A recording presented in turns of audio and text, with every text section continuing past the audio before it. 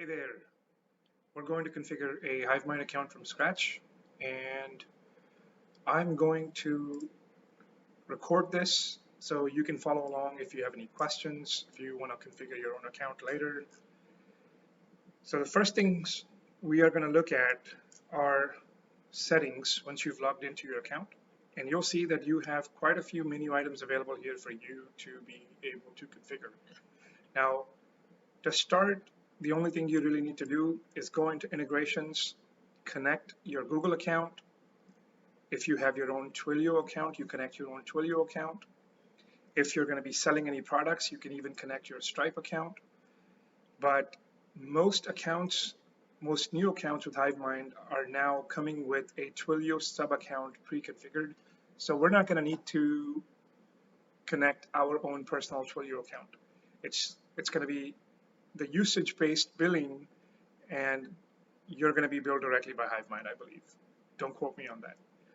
So what we're going to do today is, since integrations is pretty much configured, Google account can be added so we can use Calendar later. I'm going to leave that alone for now, and I'll start with configuring the user's profile. This is going to be your account. If you're the admin on the account, this is where your information is going to go. You can modify your email, your phone number, your signature for emails that are outbound, change your password. And under the company is where the basic information for your company is going to be stored. You can have a company logo. It doesn't really matter whether you change that or not. It isn't really used in any communication or any branding, but this is where you can enter your company's name, contact information, your time zone, etc., etc. And here's what I want you to pay attention to. In general, you want to allow duplicate contact. You want to allow a duplicate opportunity. And you can even merge Facebook contacts by name if you plan on connecting your HiveMind to your Facebook account or a Facebook business account, a business page. But we're not going to worry about this. Our objective is to get a SMS campaign built out as fast as possible and get you marketing as fast as possible. So next up, under team management, you can add multiple employees on your account. As you can see, we've got myself and we've got Melissa. And Melissa has got a phone number entered here. Melissa's got her email here. I've got my email here.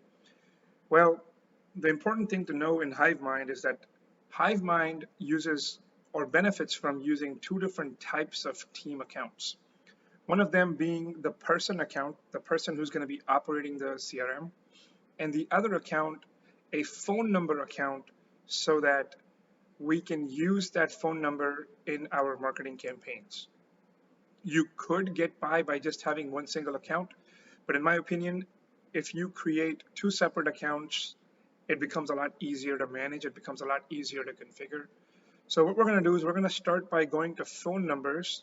Before we create any team members, we're going to start by going to phone numbers, and we're going to purchase a couple of numbers. As you can see, we've already purchased one number here. What I'm also going to do is I'm going to add a second number for that same area code, and I will pick something that looks good. So I like this number 5404774. I'm going to hit save, and now I have two numbers. So what I like to do is I like to grab the number, I copy it, I go into team management, and I add a new employee. And under user info, what I'm going to say is I'm going to say phone one, and I'm going to paste the phone number here. What this does is it makes me aware of the phone number associated with this account, and if I needed to, if I wanted to, I could specify where that area code belongs to. So if 240 belonged to Maryland, I could say MD and the last name being the phone number, and this makes it easy to determine which phone number account do I have, what city does it belong to. It becomes especially important if you have multiple phone numbers and you're targeting multiple markets. So in this situation, this is an account that no one's ever going to log in as.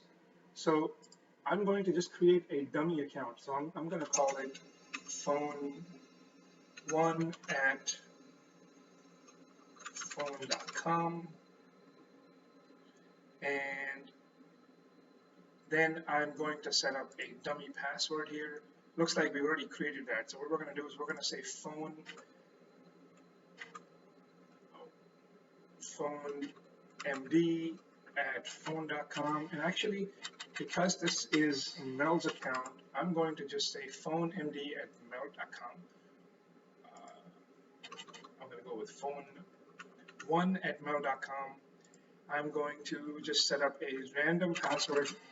I don't even know what I selected there, but it doesn't matter because we're never going to log in with that phone account. And if we ever needed to, an admin could come in here, change that password, and we would have the ability to log in.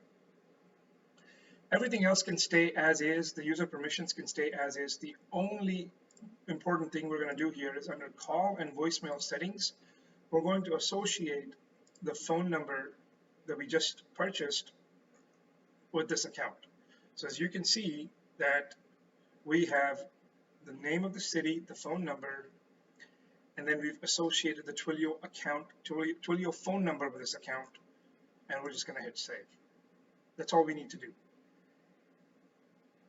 And likewise, we're going to create a second phone account for the second phone number that we have in our system,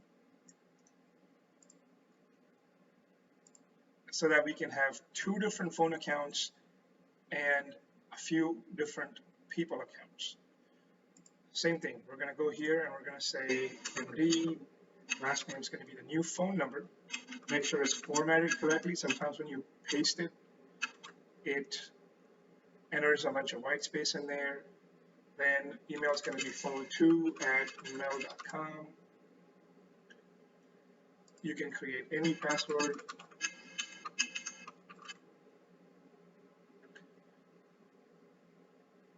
Then under your call and voicemail settings, you select the appropriate phone number. You got to make sure this phone number is the same as the phone number you select in Twilio.